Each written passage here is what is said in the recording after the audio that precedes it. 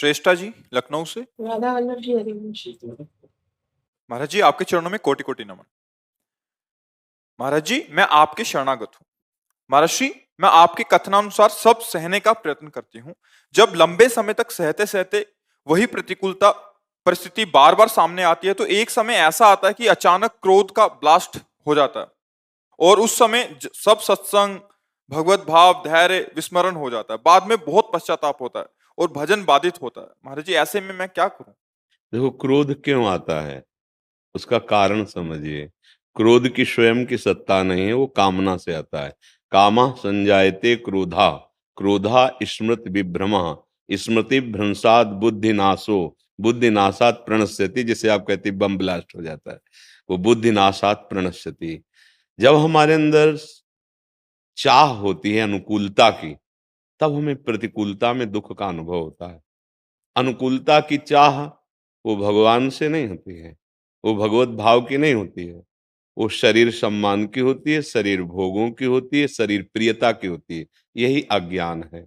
अज्ञान के कारण ही हमारे अंदर कामना, चाह, वासना, स्पृहा, तृष्णा ये रहती हैं। और इनकी पूर्ति में जब होती है तो लोभ वृत्ति बढ़ती है, और जब इनकी पूर्ति में बाधा पड़ती तो क्रोध वृत्ति आ जाती है। मूल पर दृष्टि डालिए। मूल जो है वो सुख की चाह है, सम्मान की चाह है, आदर की चाह है। ये क्यों है? जब सब में मेरा प्रभु विराजमान है, मुझे अपने कर्तव्य का पालन करना है। हम लोग दुखी तब होते हैं जब हम अपने कर्तव्य के पालन की चेष्टा करते हैं और सामने वाले से कर्तव्य पालन की चेष्टा करवाना चाहते हैं। मेरा तो कर्तव्य है, मैं कर रही हूं, लेकिन आपका क्या कर्तव्य है? जब आप अपने कर्तव्य का पालन नहीं करेंगे तो फिर हम आप के साथ जो व्यवहार कर रहे हैं वो किस काम का? बस विचार करते करते क्रोध आ जाता है कि इतना मैंने इसके साथ किया और ये हमारे साथ प्रतिकूल करता चला जा रहा है, क्रोध आ जाएगा। गलती क्या हुई? हम अपने कर्तव्य से चूक गए। हमें अपना कर्तव्य देखना। जब हम सामने वाले के कर्तव्य को देखने लगते हैं कि इसका हमारे प्रति क्या कर्तव्य है, वहीं क्रोध आ जाएगा, वहीं बात बिगड़ जाएगी। केवल हम अपना कर्तव्य देखें और उस यत करोषी जो कर रहे हो भगवान को समर्पित कर दे, भगवान देख रहा है, तो आप कभी दुखी नहीं होंगे। आपको क्रोध परास्त नहीं कर पाएगा।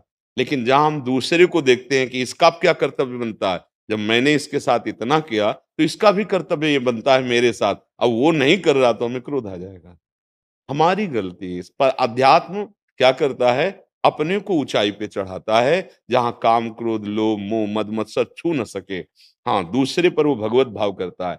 जिस समय वो प्रतिकूल व्यवहार कर रहा है उस समय मेरा क्या कर्तव्य है, कभी आप विचलित नहीं होंगी। जब आप उसके कर्तव्य को, उसके व्यवहार को, फिर तो विचलता हो ही जाएगी। अगर हमें प्रतिकूलता मिलती है तो मेरे किन्हीं पापों का शमन करवा रहे हैं भगवान।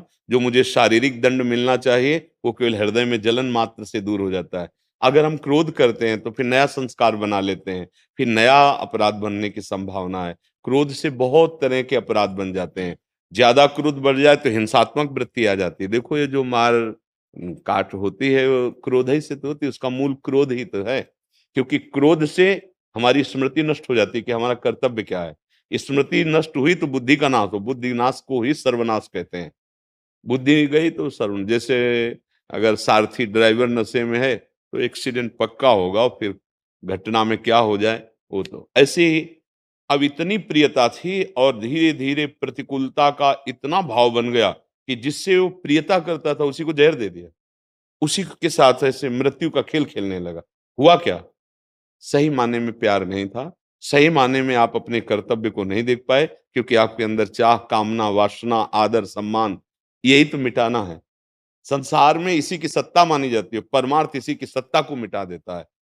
देखो, जो इस परमार्थ का योद्धा होता है, एक आदमी स्तवन करे और एक आदमी निंदा करे, दोनों के लिए समान भाव उसका होता है। क्योंकि उसकी बुद्धि है, वो निंदा कर रहा है, उसकी बुद्धि वो स्तवन कर रहा है। लेकिन हम क्या है? ना हमें स्तुति से मतलब, ना निंदा से मतलब, ना मान से मतलब, ना अपमान से मतलब। तो हमारी बात बन जाएगी, क्योंकि वो बाहरी केवल साउंड से निंदा स्तुति हो रही, अंदर सबके भगवान विराजमान है। शुद्ध परमार्थ अध्यात्म के बिना इन विकारों पर विजय प्राप्त नहीं की जा सकती। किसका प्रश्न है? आप समझ रहे हैं? कोई संशय इस पे? जी।